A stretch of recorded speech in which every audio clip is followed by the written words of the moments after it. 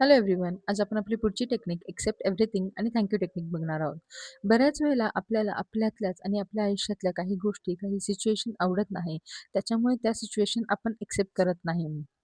आणि ज्यावेळेस आपण अशा या सिच्युएशन एक्सेप्ट करत नाही, त्यावेळेस नकळत आपण एक निगेटिव्हिटी अट्रॅक्ट करतो. आणि ज्या सिच्युएशन्स आपल्याला हव्या आहेत, ज्या गोष्टी आपल्याला हव्या आहेत, ते मिळण्यास आपल्याला अडथळा येतो. आणि ज्यावेळेस आपण या सिच्युएशन एक्सेप्ट करतो, त्यावेळेस एक पॉझिटिव्हिटी अट्रॅक्ट करतो. निसर्गाने किंवा देवाने या जगात जे पण काही बनवलेलं आहे ते सर्व परिपूर्ण आहे, सुंदर आहे. असं नसतं तर कावळासुद्धा मोराबरोबर जलेस झाला असता. परंतु आणि या जगात कोणीच आनंदात राहिलं नसतं. परंतु असं नाहीये. या जगात जे पण काही आहे ते स्वतःमध्ये पूर्ण परिपूर्ण आहे.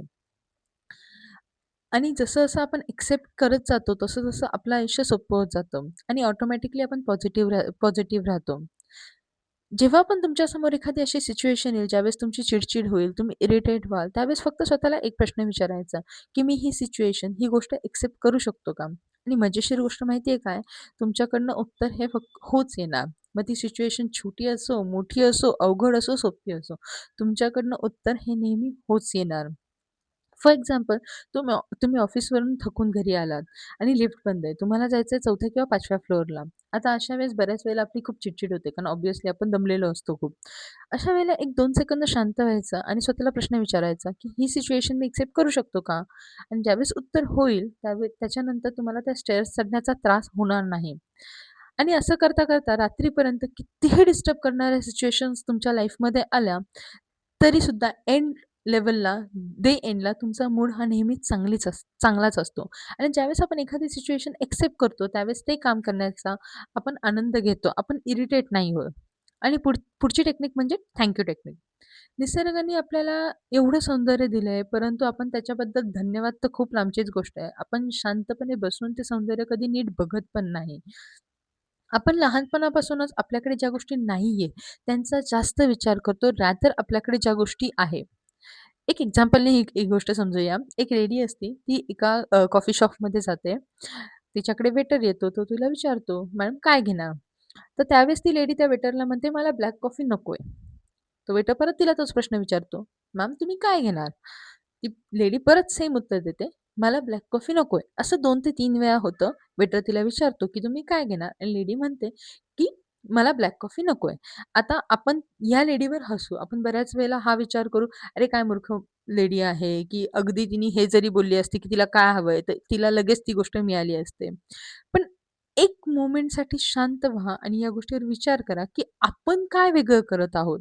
आपण आजपर्यंत युनिव्हर्सला त्याच गोष्टी सांगतोय, ज्या आपल्याला नकोय. फॉर एक्झाम्पल XYZ व्यक्ती माझ्या आयुष्यात नकोय, हा जॉब मला नकोय, हा वाईट अनुभव मला नकोय, मला नापास व्हायचं नाहीये, मला इकडे जायचं नाहीये, मला इथे राहायचं नाहीये.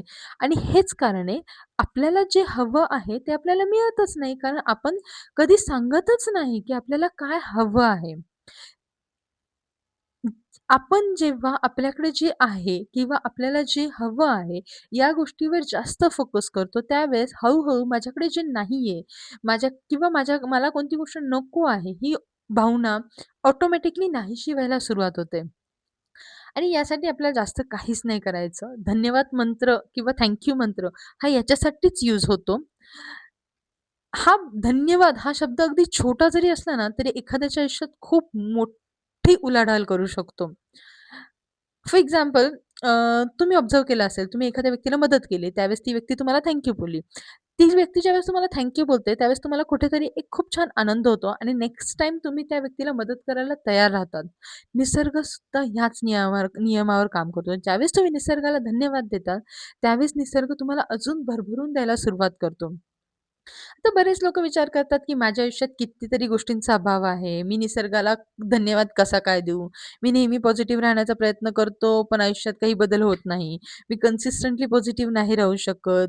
थोड्या वेळाने परत निगेटिव्हिटी येते. तर या सगळ्या गोष्टींवर उपाय म्हणजे फक्त आणि फक्त धन्यवाद मंत्र. एक सोपी ट्रिक आहे त्याच्यासाठी. एक डायरी घ्यायची. त्या डायरीवर एक लिस्ट करायची. ती प्रत्येक गोष्ट त्या लिस्टमध्ये लिहायची, ज्या गोष्टीसाठी तुम्ही ग्रेटफुल आहात. आता बऱ्याच वेळेला परत मनात तोच विचार, की माझ्याकडे असं काहीच नाहीये, ज्या गोष्टीसाठी मी देवाला थँक म्हणू. मग अशा वेळेस एका छोट्या-छोट्या गोष्टींपासून सुरुवात करा, की फॉर एक्झाम्पल एवढा सुंदर निसर्ग बघण्यासाठी देवाने तुम्हाला डोळे दिले आहेत. एक तुम्हाला हेल्दी शरीर दिलं आहे, ज्याचा उपयोग करून तुम्ही आयुष्य जगता. 2 कान दिले आहेत देवाने ऐकण्यासाठी. डोक्यावर छत आहे. घालायला छान कपडे आहेत. 2 वेळेला व्यवस्थित जेवायला मिळतं. जेव्हा तुम्ही या अशा छोट्या-छोट्या गोष्टींपासून सुरुवात कराल, ट्रस्ट मी हळू तुम्हाला तुमच्या आयुष्यातल्या खूप गोष्टी सापडतील, ज्या गोष्टींसाठी तुम्ही धन्यवाद द्याल.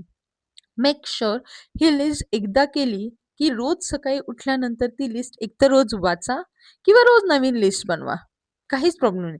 मिनिमम 25 गोष्टी लिहायच्या. 25 गोष्टी लिहायला मॅक्स 4 ते 5 मिनिटं लागतात किंवा रोज वाचली तरी चालेल. बट ट्रस्ट मी ज्यावेळेस तुम्ही हे कराल ना, मॅक्स टू मॅक्स 6 मंथ तुमच्या लाईफमध्ये इन्क्रेडिबल बदल घडेल. सो भेटू नेक्स्ट व्हिडिओमध्ये. Thank you. Bye bye.